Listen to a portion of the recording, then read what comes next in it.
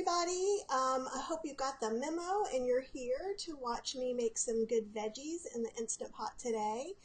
We're going to do something just kind of super easy because I don't know about you, but I feel really lazy the hotter it gets. So the hotter it gets, the less I want to cook and the less I want to heat up my house. So what we're going to do today is actually kind of make a layered dish with different kinds of fresh vegetables. So we're going to think about using corn, potatoes, maybe some summer squash, and then I'm going to see if I can sneak in some kale in there too. So if you're coming on, I see you guys coming on, if you can come say hey and that you can hear me and that everything's okay, because we've changed our setup a little bit again, which always makes things exciting. So this recipe is kind of a variation of one that's in the Ultimate Vegan Cookbook for your Instant Pot. But you certainly don't need a cookbook to do this.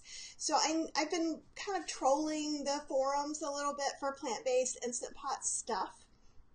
And one of the things I'm noticing is people are feeling a little bit nervy about using their Instant Pot. I think maybe a lot of new people have come on since Prime Day.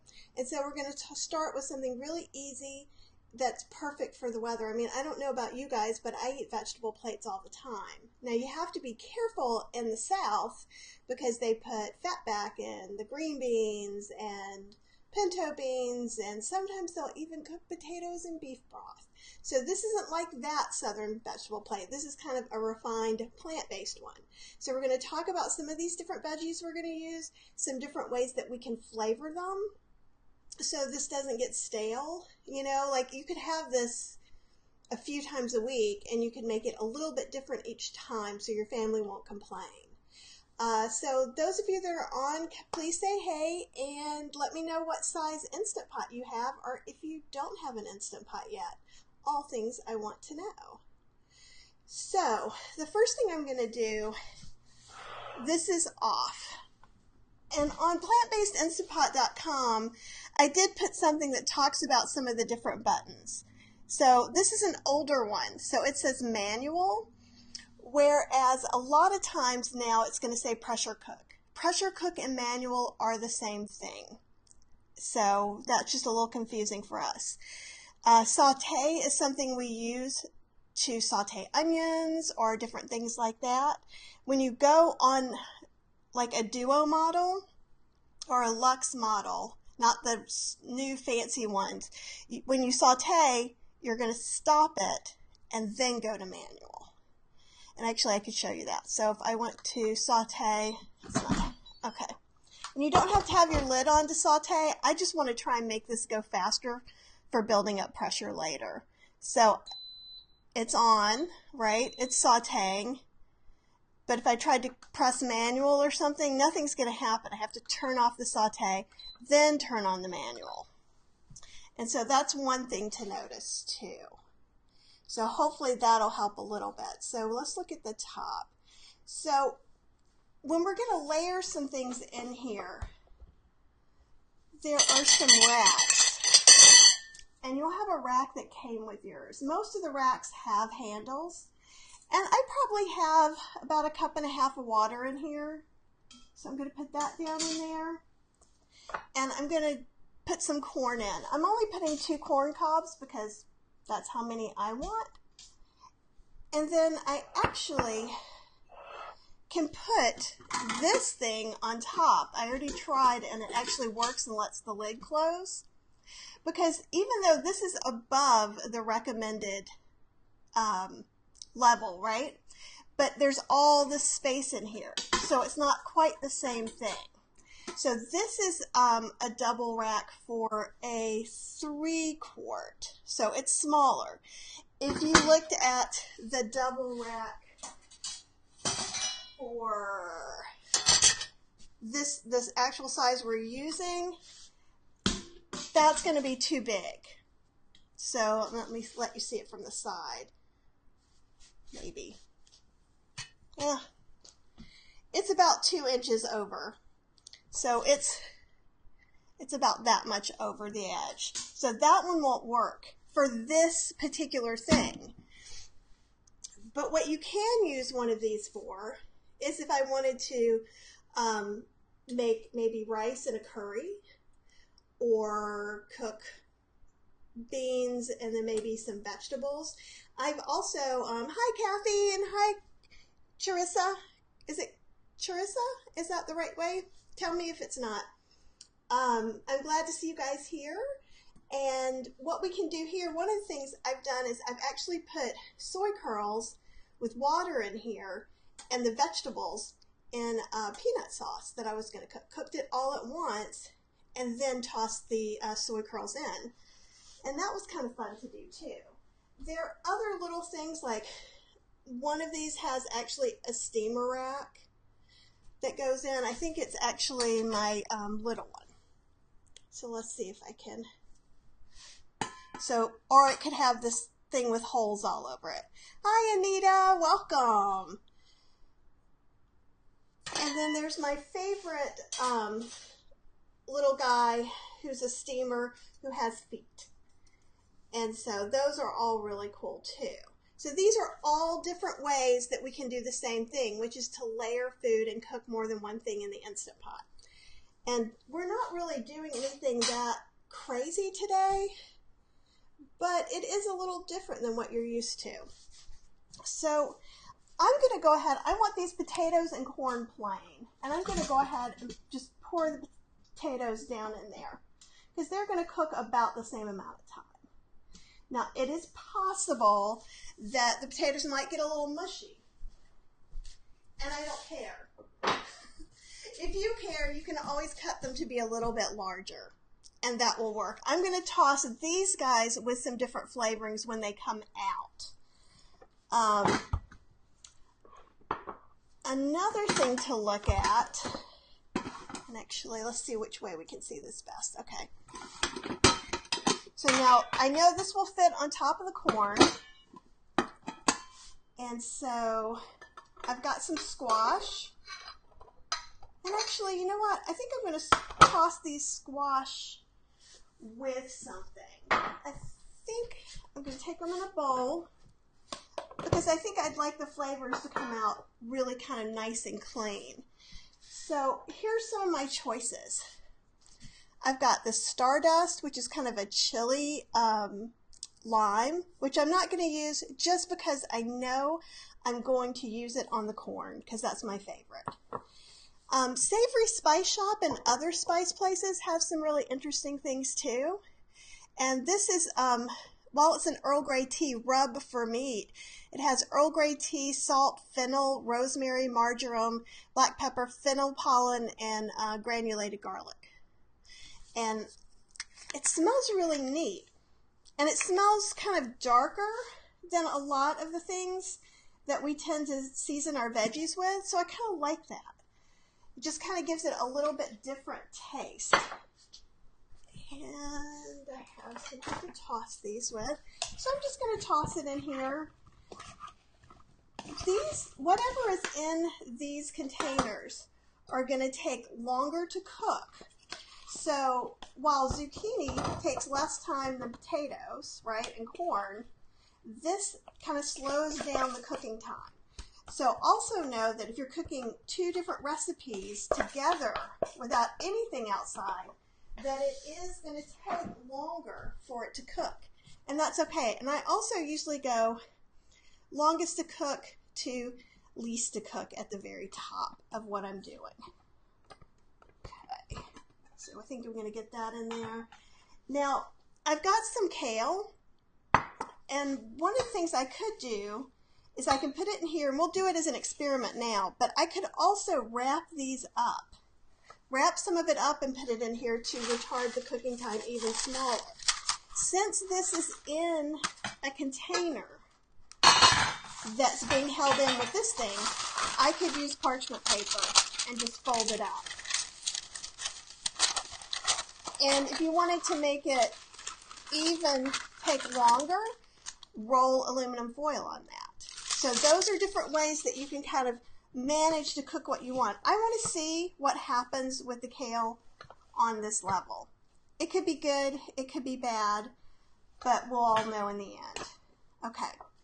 Now, as you can see, this isn't holding itself together, right? So I wouldn't want to put it in like that. Also, it's going to be a pain to get out. That's why these things with the holders are really good. So this goes down, this goes over it, and that kind of holds everything down. Okay, so we're going to switch cameras.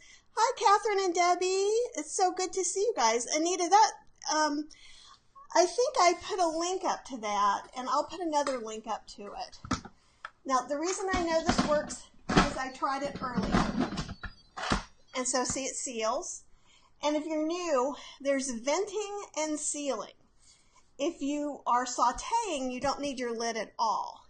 But if you're pressure cooking, you're going to want it to be sealing all the time. That's how it's going to come up to pressure. And we're going to do this for about 10 minutes. So I'm going to go manual. I'm going to use these buttons to change it to 10 minutes.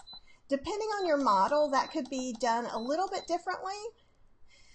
The later models, you actually have to press start, which has kind of confounded me a couple of times. I freely admit that I thought I was cooking and I wasn't, because as you saw while I was talking, right, it just went on. And that's what the duos will do, right? And so I'm hoping that this will come up to pressure a little bit faster, because I did use the saute function to warm it up. But I thought in the meantime, we can talk a lot about layering different dishes and how we can do it. And then we can depressurize this and make it my lunch, which it's going to be. It's going to be Cheryl's leftover lunch tomorrow. And you guys, what I would love for you to do too is let me know if you've done any layered cooking, or if you have any layered pans that you really like and methods, and that way we'll all know. So I'm going to kind of go back to one of the things that I was showing you, which was putting something in parchment paper and then putting it in aluminum foil. If you don't mind aluminum foil touching your food, then by all means, just use aluminum foil. I know that's not the case with a lot of you, so I wanted to kind of give you that option. What you can't do, you cannot put parchment paper just right into the Instant Pot. That is not helpful at all, because it could disintegrate and then it could get stuck up in the vents, and that would really not be good for anyone. So depending on how much you don't want aluminum foil to touch your food, you can make a little packet here, right? And if you want to fold it over super carefully, you can, or you can be more like me and just kind of ball it up. And then what we're doing is we're using this aluminum foil to keep it sealed enough that nothing's going to come out of there. You can use aluminum foil in your pressure cooker, but I would encourage you to make sure things are sealed really well. So what this will do is this will help slow down the cooking of the kale. So if you're making something else and you just want a side of kale or Swiss chard or spinach or really any of those kind of light green vegetables, if you're doing it in conjunction with other things, you will need to slow that cooking time down. So that's one thing to think about. Because it's easy to start thinking everything should be done all at the same time, and it can be, but you have to think it out. It's kind of just like making a whole dinner on the stove, right? You've kind of got one thing started here, one thing started there, because they're different cooking times. Here, we're putting them at different levels and encasing them to slow down the cooking time. So that's one way to kind of look at it. I want to show you a few other things too. So in my cookbook, these are what I use a lot. Actually, let's see if we can get that over a little bit. Okay, so these are the exact Pyrex that I use. It fits fine in this one. I have heard on some other versions that they haven't fit as well. So what I would do is take one of these and see if it fits all the way down into it. And as that's being used, I don't really have a good example. So sometimes I'll do something like this. And I've even layered two, kind of the way we were using those those stackable ones, right? So what I would do is I would cover these, and let me get these bands to show you too, because these are really, really nice. Because when you use this layered stainless steel contraption that we used already over here, that has a handle. These are hard to get out because these go right into where it is. So you can use these little bands. And for instance, let me get some more aluminum foil over these so you can kind of see a little more of what it looks like. Also, a little water is going to get into some of these. So just be prepared for that. Because what we're doing is we're building pressure up in this whole thing to cook everything. Okay, so that's pretend full, and this is going to be pretend full.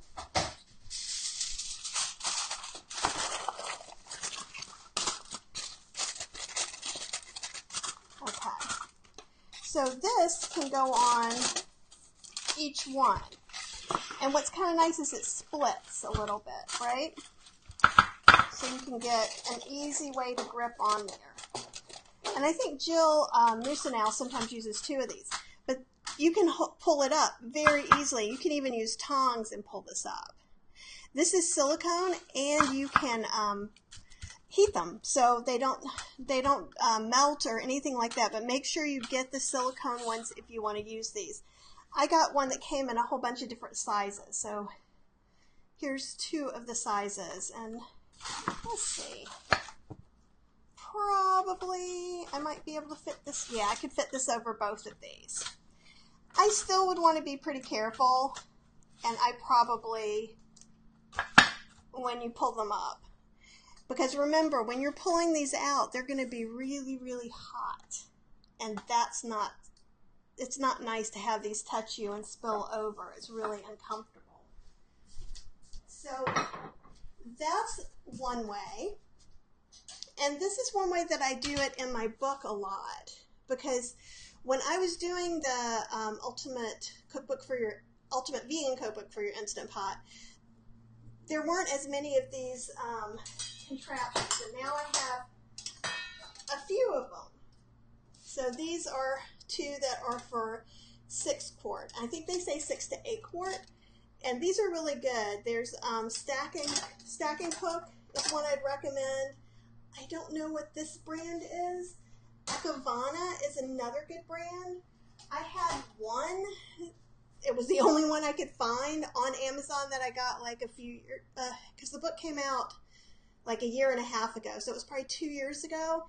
It was really thin, poorly made. It started to rust incredibly quickly. So that's one of the reasons I didn't talk a whole lot about those. But now, actually, let me open up one so you can really see. I mean, that's thick. Can you guys see how thick the stainless steel is on that? So it's a good quality, and I feel really comfortable. They are not cheap. I think they go anywhere between $25 and $40 right now. And the exact bands I have, I couldn't find, but I did find some other ones, and I'll go ahead and put a link to some of that stuff under the video. I think we're getting closer. It's trying. We're almost up to pressure. Yay! So one of the other things, so you could do this, right? We could have something in the bottom, like this would have fit over the corn if I just wanted to steam some other vegetables that would cook at about the same time. So like if I wasn't doing the zucchini and the kale, I could have done the potatoes on top of this. Or perhaps you could do some cauliflower. So anything like that. So stacking things up really can help. And see, if I did that, then I could have put this kale packet on top of that. So close. And there's a fly in the house.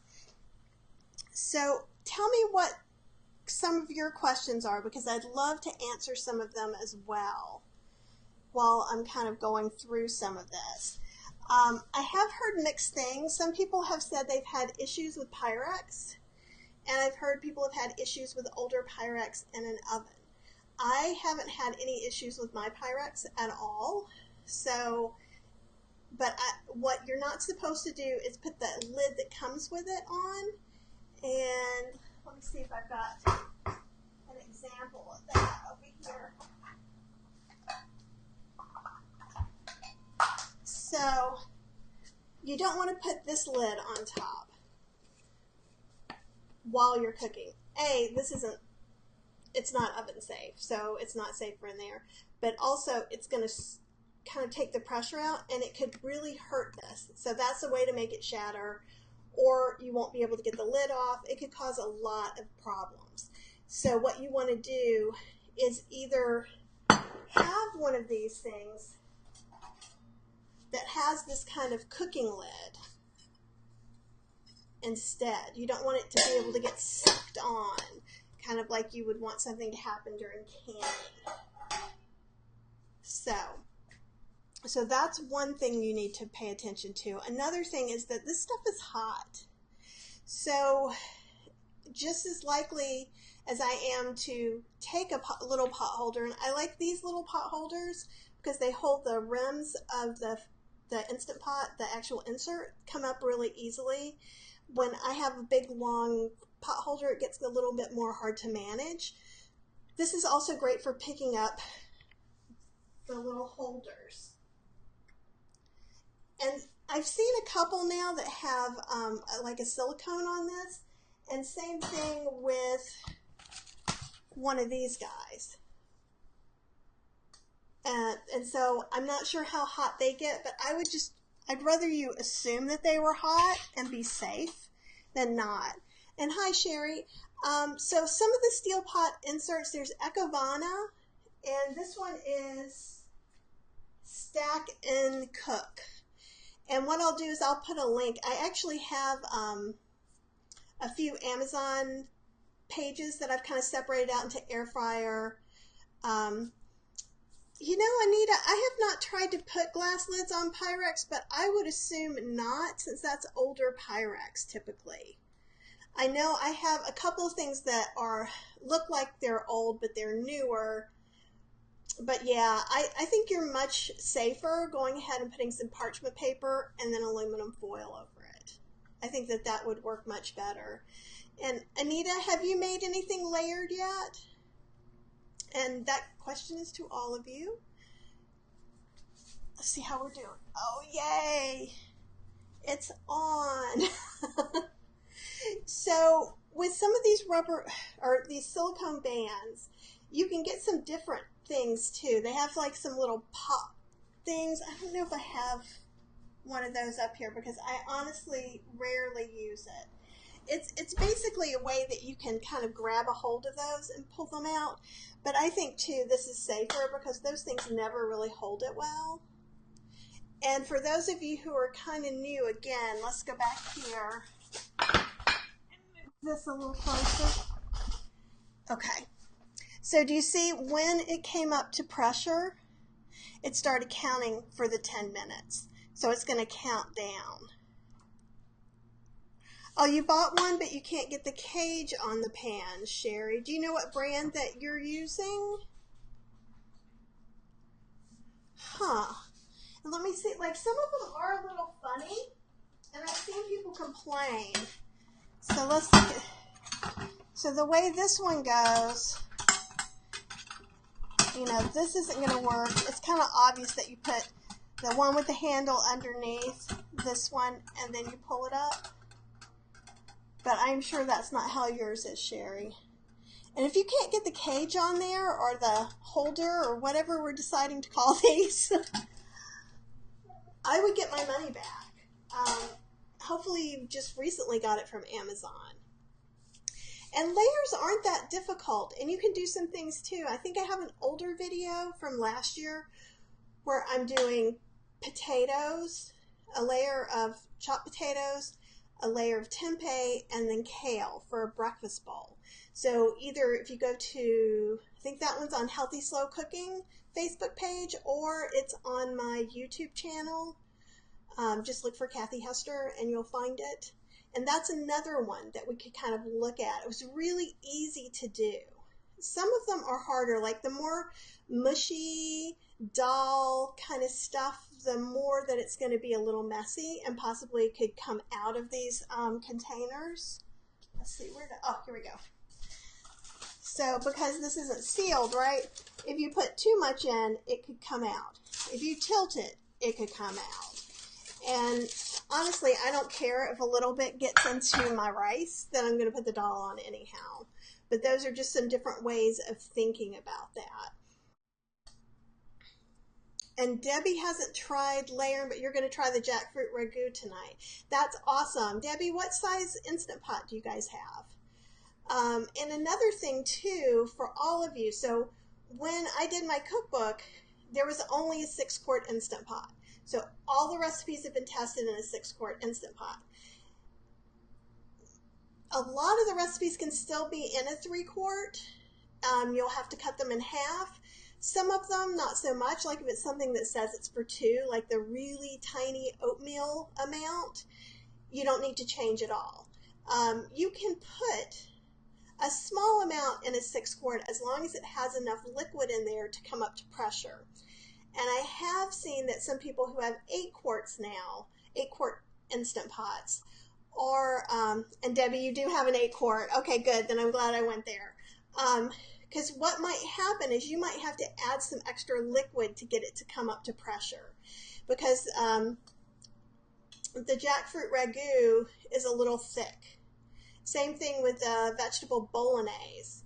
And since those are thick, and it depends sometimes on how juicy some of the vegetables are, you might want to add a little bit of extra liquid, especially if you're doing an 8-quart. If you see that somehow it goes to burn, and it just kind of won't come to or won't come to pressure, and it's been a really long time, then what you probably need to do is add in some more liquid and try again. Don't just let it keep cooking, just take it off then, so that way the contents don't truly burn. And Sherry has a 3-quart, a 6-quart, and an 8-quart. You go. Right now I've got 2 3-quarts, a 4-quart Fagor, 2 6-quarts, and a Go Wise 8-quart. So I'm trying in a lot of different things. Now, and when I say Instant Pot, typically I'm meaning electric pressure cooker. So if you have the Instant Pot brand, or maybe you have the Breville, the Cuisinart, the Power XL, any of those, as long as it's a multi-cooker that has a pressure cooker function on it, you're good to go. Because most of the time, we're using mainly the manual or pressure cooker function. Something on like, I think it's the Pressure XL or a different one, they don't have the same names for buttons, so you have to translate a little bit, but it can still do the same things. So if you have an 8-quart and you're just using a random recipe somewhere, if it doesn't say it's for 8-quart, chances are it was developed for a 6-quart. And with that said, don't let the burn messages get to you, just use extra liquid. I was reading on Chef AJ's group, her Ultimate Weight Loss group, someone just got an Instant Pot and cooked some beans, and I guess it just cooked black nastiness. So here's what I would say if you're new, and I know a lot of you have been using it a while, is that don't give up, but I like to start with things that are kind of hard to fail at. And beans are pretty hard to fail at too, if you have this mentality that I'm going to encourage you to have, which is use extra water. As long as it's not going past your fill line on your Instant Pot insert, then you're good to go. And if you use too much water, it doesn't matter. All that means is you're just going to drain off liquid that's thinner than you might have drained off before. Also, if you're using too much water, the other thing you can do is just after you release the pressure is turn it to saute leave the lid off and let it cook that liquid out. That's something else you can do, or you could drain it. So when I cook chickpeas, I want to keep the water for aquafaba to use in baking. I tend to cook with thinner water. I cook with more water, so my broth is thinner. And what I do is I drain it away from the chickpeas, then I put it back on, either saute on the Instant Pot or on top of the stove. And then I just go ahead and reduce it until it's kind of a little extra thick, like kind of like the way it is when it comes out of the can, the chickpea can, which is not super pleasant, but it's a great egg substitute. So that's something else to think about. And soups are really good because, right, it's hard to burn a soup. You already have extra liquid built in there. I also recommend, when I'm testing an Instant Pot, I'm too goal-oriented to just do the water test. So what I do is I actually make chai tea. So I can still get the temperature, I can still see that it comes up to pressure and does all that, but then I get chai tea at the end, which makes me happy. So that's something else that you can think about. And if you guys have any Instant Pot questions at all that are not even just about layering, since we're doing layering today, please feel free to shout them out, and I'm happy to answer them. One of the things I get asked a lot too is the different sizes of Instant Pot. So now there's 3, 6, and 8. So 3 is probably good for 2 people in general, or maybe 2 people and a small child, because that'll give you just a smaller amounts. Also, if you like to cook every night. So you could be a small family, get a 6-quart, and cook batches of things and freeze some of them for later. So you could cook batches of chili, batches of other things, soups, stews, curries, grains. So you can do all of that stuff in any of them. I think a 6-quart is a really good size for 3 to 4 adults or teenager-y adults. Someone who's eating more than like a toddler would eat. And I think with 8-quart, and you guys should tell me, you guys who have 8 quarts, how many people are in your families and if that's what you're really kind of liking. Because I would say maybe 6, but again, if you just want to cook every once in a while, like maybe you want to cook 8 quarts of chili and then go on. Debbie's asking me a question. Do I know if Instant Pot will come out with a model that you're able to can vegetables in? It is my understanding that you can water can in an Instant Pot now the same way you would water can on a stove. Pressure canning is something completely different, and so it depends on the vegetable you're talking about. But I have heard the Instant Pot Max, which just came out, has a canning feature, but I have not heard if any of the canning organizations have tested it, because they need to be able to test it just to make sure it's staying at the right temperature and doing all that, because if anything goes wrong with pressure canning, it's even way worse. And Laura says she wants an 8-quart for large vegetables, and you know, I can see that because I've put some squash and different things into my 6-quart that worked just fine. But supposedly there is a pressure canning function that's being added. I haven't tested it. I haven't read anything about it being supported by any of the organizations. What's the little red thing in the bottom of the stackable for? That I don't know. The lid with the holes is for if people are steaming. I'm not sure what the little red thing in the bottom of the stackables. Do you mean like this thing?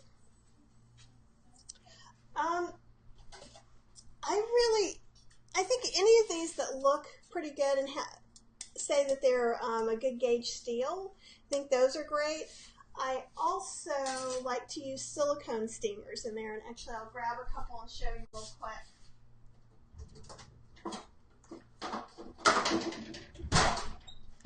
And one of the things I really like about these is that they can kind of fit into it. So This one will fit in a 3-quart. This one won't.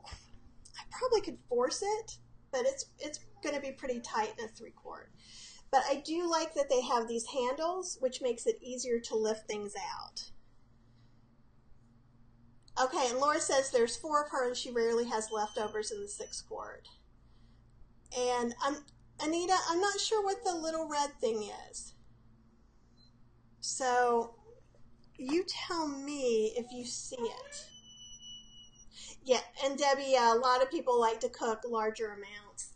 So our cooking time was up, and I think you guys heard that. You can clear this up a little bit. And we'll see how it did, because again, some of the stuff I did in there was an experiment. Now, one thing, I'm going to move this a little bit, and I know a lot of you guys have seen my dragon, and all it is a piece of 3D printed pipe. You can get pipes that do this. I just like that it's a dragon and that the steam comes out. So you fit it over this, and you can turn it, and that way my finger's protected. And can you guys see the steam coming out from the dragon's mouth, I hope? A little bit.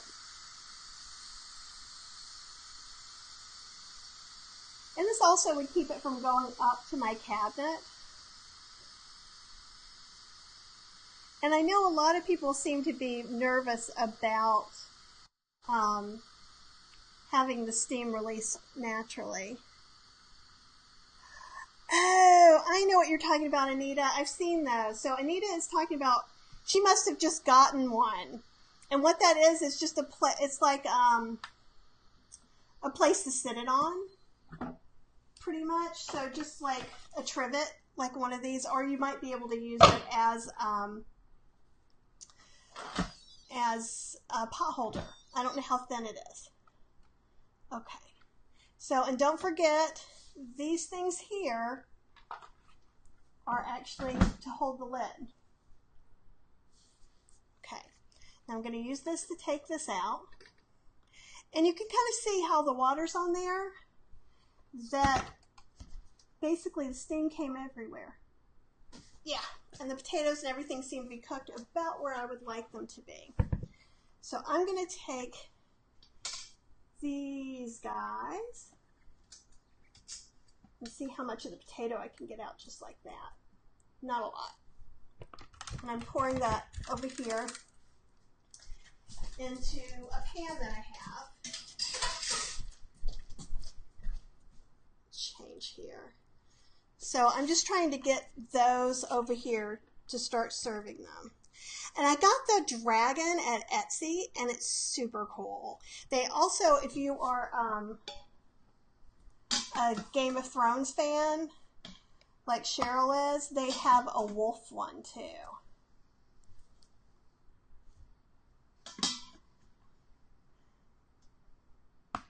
And so one thing, I could make potato salad with this right now, right? Or I could just toss them with something and eat them plain. Let me see if I can get a few more out. I'm too short to see in here, so it's exciting. It's like a puzzle. Okay, I'm going to turn this off. And what I usually do, we'll make a plate. So you could take this corn and put whatever you want on it. It's got a little wetness to it, so let's see if some of my stuff will stick as it is. Actually, let's see if some of the stuff will... Humidity.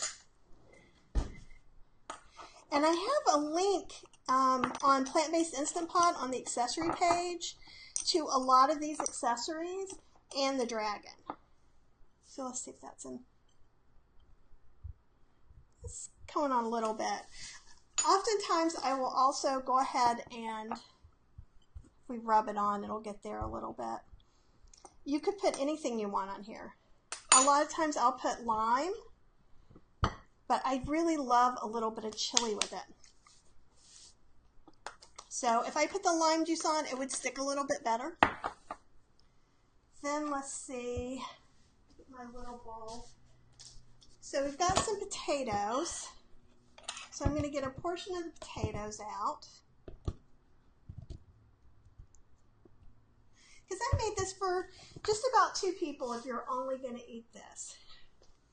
This is my barbecue spice blend, and that's in Vegan Cooking in Your Air Fryer. And this is the version I made without sugar and salt for Chef AJ's demo. And it has tomato powder and a few other things. So, I mean, it really, really tastes like barbecue potato chips that I grew up with. And I enjoy that quite a bit. And if you wanted to, you could put some salt and pepper. That'll give this a little bit different flavor, right? Now let's open up this guy. Oh, you guys can't see that. There we go. Well, the kale did pretty good. Let me show you overhead. I think you can see.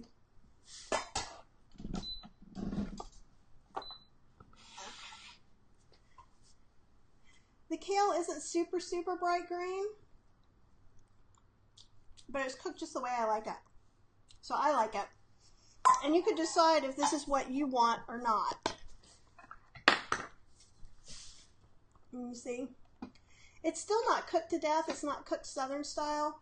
We didn't put anything in here at all. So at this point, again, when we're looking at things, we could do garam masala, which I would not recommend with the other blends we have. Some jerk seasoning. You could even just spray some liquid aminos on it if you wanted just to have a little bit of seasoning. And I'm trying to figure out what all I want to use this spice on. Everything but the bagel. If you don't eat salt, if you're strict SOS, you can't have this brand, but you could make it. It just has sesame seeds, minced garlic, minced onion, black sesame seeds, and poppy seeds. And this brand also has the big thick salt. And I don't know if you guys love everything bagels like I do, but it just, even looking at it, just is delicious. So we'll go ahead and we'll put some of this up here. And I could have done more kale. I know that Cheryl is only going to eat a certain amount of kale, so I'm not too worried about that not being enough. Okay, and now here is the squash that we cooked. And this is, I prefer my squash to be a little more firm and not too terribly mushy. And that's one of the reasons why I wanted to put this in a pan instead of just throwing it in there with the potatoes and the corn, because it would be mush. And now it's nice and solid, but it's going to be a little easier to digest. Let me go ahead and put some of those on this plate, huh? And so, I mean, this isn't a bad dinner, and to realize that you cooked all of this at the same time, and you could devise ways that you can make this for more than 2 people, because 4 ears of corn would fit just fine. My little thing wouldn't have fit in there as well with the potatoes, so I probably would have had to given up one. Either give up the potatoes or give up the kale, or maybe just have a raw kale salad on the side.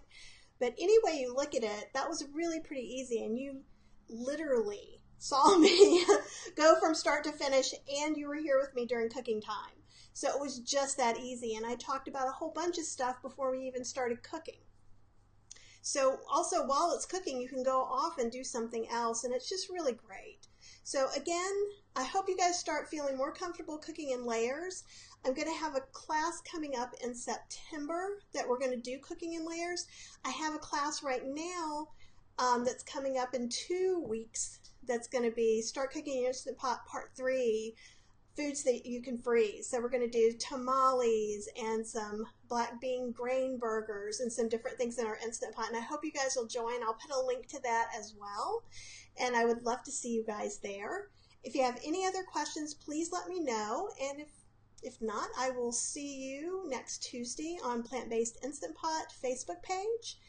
And don't forget, too, that you can join my private group that's free. It's Vegan Recipes Cooking with Kathy Hester. So, Vegan Recipes Cooking with Kathy Hester. And hopefully I'll see you guys there, and have a great week.